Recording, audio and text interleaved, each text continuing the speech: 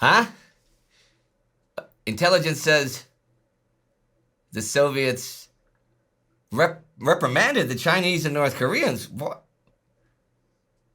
for not making a better propaganda case on bacteriological warfare? What? What do you mean? You mean no, not making a better case. You mean not making up a better propaganda case, right? Yeah, right. All right, see ya. March 10th, 1952.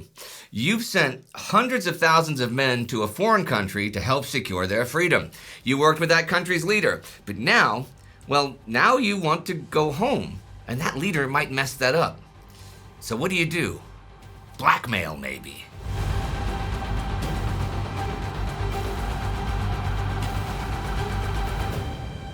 I'm Indy Neidell, and this is the Korean War. Last week, there were arguments at the Panmunjom peace talks about POW repatriation and whether the Soviets can be on a post-armistice inspection team. Nothing was solved. If you'll remember from a couple weeks ago, there were discussions about how things will work post-armistice with personnel rotation in and out of Korea, how many people a month will be allowed, and in how many ports of entry will they be allowed to go through. Both sides had compromised to the point where they agreed on 35,000 men a month, though the UN wanted 6 ports per side and the communists wanted 5. This week on the 7th, UN Commander Matt Ridgway gets permission to agree to 5 if he feels that this will help solve other issues. Ridgway has another problem, though. He sees growing signs that the communists might use the neutral nations' inspection teams to examine classified equipment when it arrives or leaves Korea to gather technical intelligence, however many people or ports are doing the actual movement. He's thinking they have to word the armistice carefully to avoid this happening. It's weird though, because for a while, the communists had opposed the whole idea of inspection and insisted that good faith was enough. As Colonel Kinney pointed out to Chang in the staff officer meetings, the communists had originally tried to apply restrictions on all activities of the inspection teams. But now we're insisting on the full rights of the teams to examine all equipment carefully. Kinney plans to very soon put the communists' sincerity to the test by saying the UN will settle for 5 ports each side if the communists will give up detailed inspection. But that aside, everything on item 3 of the agenda has been settled, except differences over whether they can build or rebuild airfields post-armistice and whether or not the Soviet Union can be on the inspection and supervisory team. But things have ground to a halt with item 3 and item 4. Item 4 is the POW issues. So Turner Joy and company take a good long look at things and figure there are 2 seemingly feasible methods of gaining a satisfactory armistice. The first one is a little more drastic. It involves presenting the communists with a complete armistice document that even incorporates some concessions to the other side, but also has an ultimatum. And either it's accepted within a specific time limit, or negotiations will be terminated and hostilities resumed. Of course, for that, Joy would need the highest level authorization, which would only be possible with a willingness to resume the active war if the ultimatum were rejected. Joy does think that's the best hope they have for some sort of quick and favorable settlement. The other option is to submit an armistice document, but without the ultimatum, but also to tell the communists that this is it. This is the final document, and while sure, they can change some wording, that's all that will be changed. There would be no further plenary sessions at Panmunjom, and UN command would not have further discussions. Of course, liaison officers would still be available for consultation, but the UN position would not be altered and no more concessions made. Joy writes these thoughts to Washington yesterday the 9th. In brief, Joy and his associates advocated the threat of force or the combined use of the recess and an inflexible front on the major issues to produce an armistice. As Ridgway pointed out, both of the suggested courses were ultimatums. The chief difference was that the alternative course had no time limit. Either one would bring censure to the UN command if the negotiations were broken off, and this would be contrary to the Joint Chiefs of Staff instructions. They feel if negotiations are broken off, that it should be arranged so the communists do it, so that they sort of look like the good guys to the world at large. Some people are painting them as bad guys this winter, though. A couple weeks ago, communist broadcasts in North Korea, China, and the USSR accused the United States of bacteriological warfare in North Korea and Manchuria. There is a new development in that this week. On the 8th, Communist Chinese Foreign Minister Zhao Enlai broadcasts that should the Chinese catch any U.S. Air Force personnel spreading disease over China, they will be treated as war criminals and not POWs. The Joint Chiefs tell Ridgway to issue a statement that they will very much hold the communists responsible for the proper treatment of prisoners of war. He does this while also issuing a strong denial of the charge, and furthermore warns the Chinese against using an epidemic to mask inhumane treatment of prisoners. At the UN, the World Health Organization volunteers to send assistance to North Korea to fight disease and help prevent epidemics. And the US says, yeah, do that. Should the communists refuse this assistance, it would kind of discredit both the charges and their concern for the well-being of their people. Peering slightly into the future, the communist media will continue reporting on anthrax-infected spiders and beetles, plague-infected voles, and even poisoned clams, that's a new one.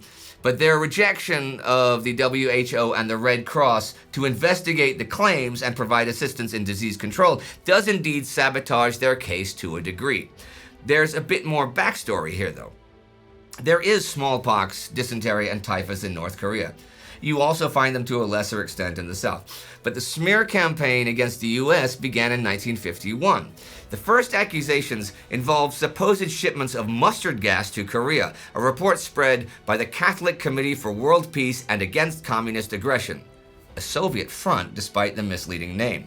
Various front groups such as the Hungarian Red Cross asked the UN to move against the American imperialists to prevent the atrocity of using poison gas. The campaign widened in 1952 to include confessions by American airmen that they had participated in germ warfare bombings. This was not accidental, for the Soviet representatives in North Korea reprimanded the North Korean and Chinese communists for failing to produce a better propaganda case on bacteriological warfare, according to an American intelligence report. This looks like it's not going to go away anytime soon. Something or someone who's not planning on going away anytime soon is South Korean President Syngman Rhee. When the peace talks began last summer, Rhee wrote his demands to the U.S. State Department, calling for the complete withdrawal of the Chinese from Korea, the disarmament of North Korea, a UN commitment that they would prevent any outside support for North Korea, South Korean participation in whatever considerations the UN made about Korean issues, and the preservation of the sovereignty and integrity of Korea, right? In sum, Rhee wanted UN adherence to its resolutions calling for a free and united Korea devoid of any foreign troops. The elderly president had seen much of his nation destroyed in quest of these goals. He did not intend to compromise for anything less, regardless of how badly the United States wished to leave the war. His obvious fear was that the Americans would settle the war at the 38th parallel, as indeed Washington was ready to do, give or take a few tucks in the battle line. Rhee has grown increasingly vocal over the months against an armistice, and even the more moderate members of his government are now more and more anti-armistice. Thing is, it seems like the Truman administration really does think Rhee will accept whatever settlement they can achieve. And U.S. Ambassador to South Korea, John Muccio, doesn't seem overly concerned by Rhee's rhetoric. If that is the case, it's a big delusion. I mean, sure, Truman wants the war settled before he leaves office. The Korean War is one of the defining events of his presidency, and I strongly doubt he wants to hand it over to anyone else. We will follow the 1952 election here, of course, and it'll start heating up pretty soon, I imagine. Anyhow, Ridgway does monitor Muccio's reports, and he does warn that Rhee's attitude might endanger any settlement. Heck, Rhee might withdraw ROK, South Korean forces from UN command. And if they do sign an armistice, Ridgway has no assurance that he could control the ROK. But no one in Washington seems interested in bargaining with Syngman Rhee. Last week on the 27th, the Joint Chiefs cabled Ridgway and said he should present any armistice as a fait accompli to Rhee and then take the strongest measures to get the ROK to comply. This week on the 6th, Truman personally warns Rhee that he must follow American guidance or he'll forfeit any post-war support, which is blackmail. This is specifically what Truman's note says. The degree of assistance which your government and the people of Korea will continue to receive in repelling the aggression, in seeking a just political settlement, and in repairing the ravages of that aggression will inevitably be influenced by the sense of responsibility demonstrated by your government, its ability to maintain the unity of the Korean people, and its devotion to democratic ideals. You know, I have a bunch to say about the ROK armed forces, actually. It'll take a minute to get to it, right? Now, from February 20th to 25th was the Lisbon conference. This was pivotal for NATO because that conference, just 2 weeks ago, really transformed NATO into a permanent structured organization. Plans were approved to try to put together a 50-division ground armed force by the end of the year. That would actually include the rearmament of West Germany and German elements. The Soviets protested, of course, but France, Britain, and the US reject any and all protests. NATO seems like it's going places, and there are more links now in the European defense chain.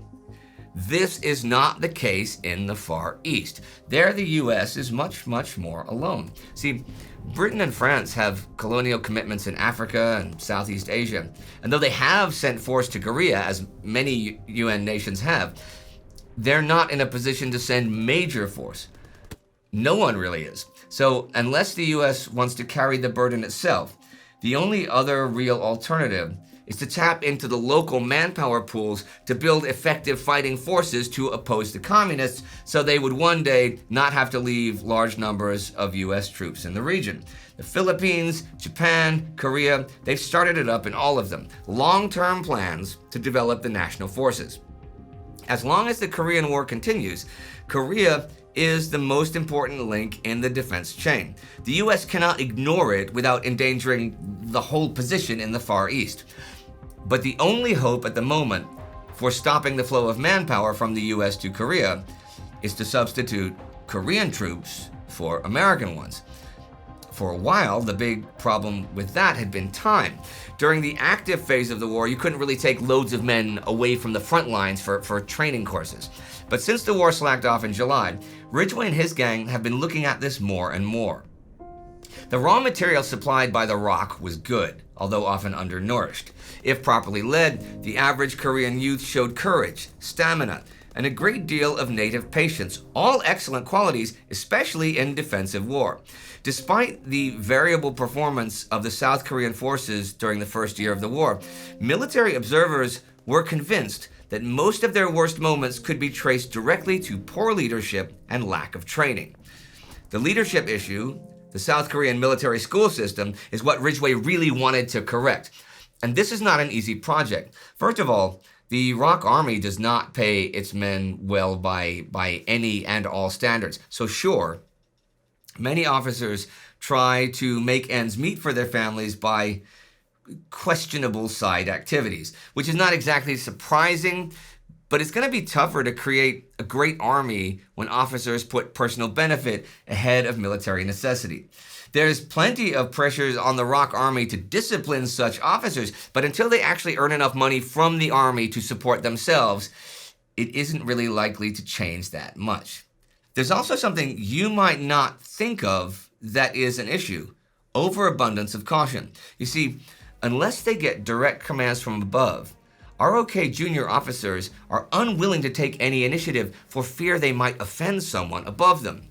The dearth of initiative would not be simple to compensate for. It was a basic deficiency that arose from the emphasis that the Koreans placed upon rank and seniority. You bowed to those above you and bullied those below you. As long as this condition lasted, few ROK officers would be willing to risk offending their superiors by taking independent action. There is a field training command behind the lines specifically designed to boost morale, and each ROK division has been rotated through a 9-week training and refresher course. By last November, school organization was making good progress. In January, opened the Consolidated Infantry, Artillery, and Signal Schools of the Replacement Training and School Command under Senior Advisor Arthur Champagny, who's also Deputy Chief of KMAG, the Korean Military Advisory Group.